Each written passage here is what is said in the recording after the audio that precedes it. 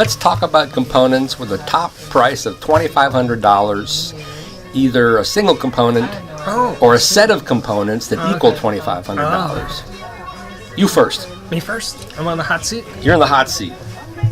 It always depends like what you want from your hi-fi. But the $650 Magnapan LRS is freaking amazing, but it's very demanding of power and juice and sound quality. What's a lot of juice for something like that? What do you So I happen to have something in mind. Well, you could use a Rogue Sphinx 3. That's a really good match. Now, how many watts is that? I think 100, or 200 into 4. It's a high current amplifier. That would work. Mm-hmm. The Outlaw Audio RR2160 is a stereo receiver, but puts out 160 watts into 4 ohms. And it's got a lot of good features. It's got a DAC, it's got a USB DAC. It's also got bass management, so you can send higher frequencies to the speaker and low frequencies to a subwoofer if you go that way. So it's really versatile. And that would get you around $2,500.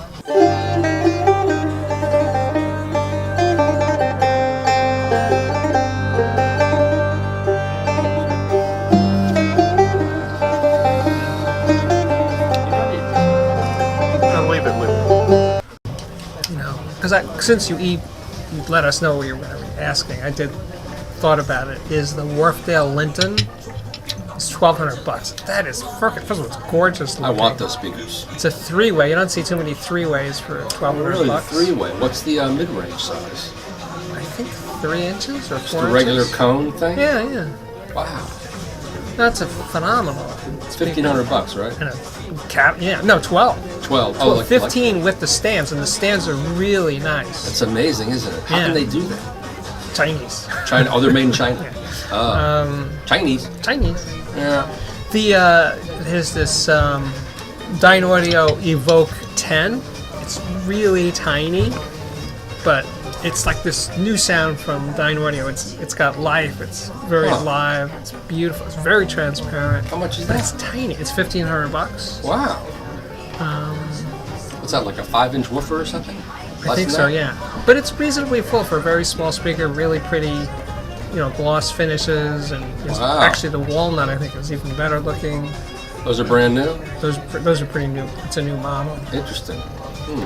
I just reviewed the Martin Logan Motion 35 XTI. It's amazing you can remember all those letters and numbers. I for amazing. Improved, because the 35 has been out for a while. So people can buy the 35 cheaper.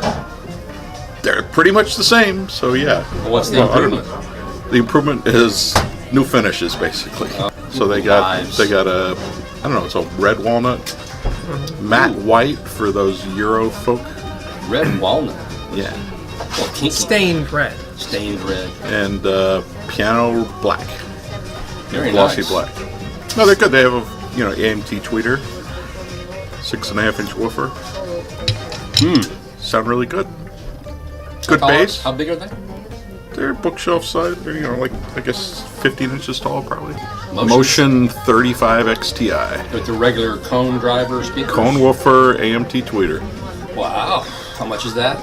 They're $1,400 a pair. Thank you.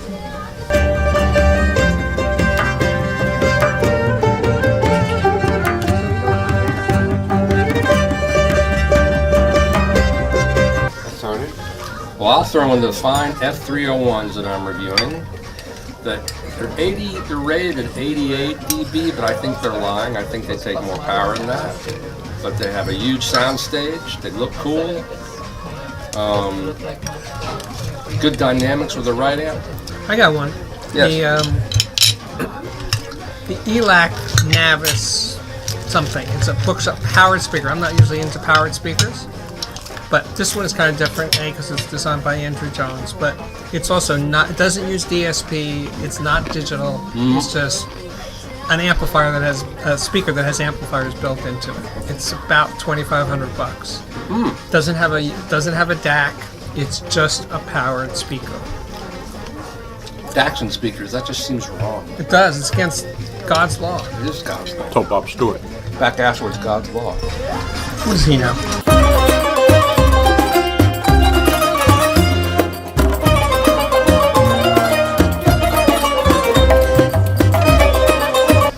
Are the entry-level turntables still your basic old Riga Project music halls, or is there something else? Fluence.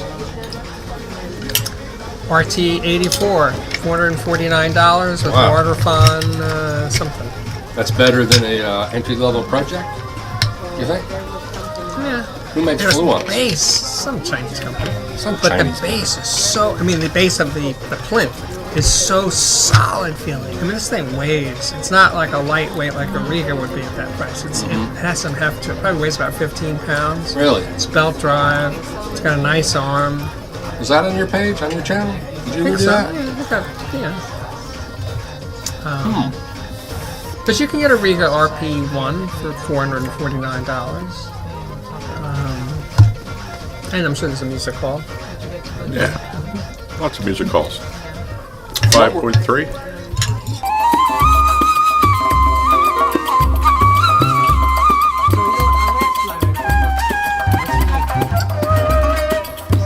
What was in your very first hi-fi system? You remember like some of your earliest gear you ever had that you could call audiophile gear, no matter how cheap it was? Like I had a Lafayette amp and a Bang & Olufsen turntable. Well, so in college, my first roommate had a dual turntable. I had a boombox, so we hooked it up to with a phono preamp in the boombox. Wow.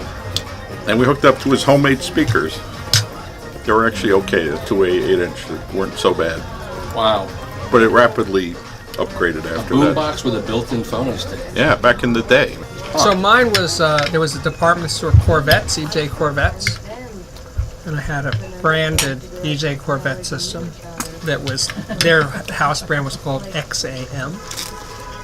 And had this little 15-watt integrated amp. It wasn't ZAM. You didn't go, I got a ZAM amplifier. I call it XAM. Got it as amps. NAD, it's just the letters.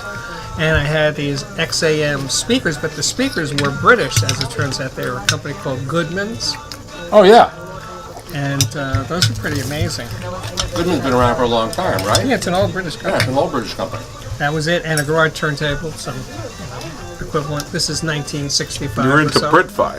Yeah, Wow. definitely, big time. And the thing is, I had those speakers for a really long time, and they died when I was playing, of all things, a Richie Havens record, really loud. Richie And- Havens.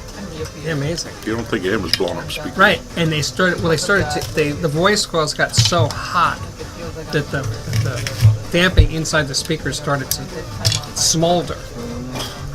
Wow. So there was smoke coming out of the speaker. I talked about I had this Empire turntable. This very, at the time, very high-end turntable. Oh yeah. Really expensive for me. Yeah.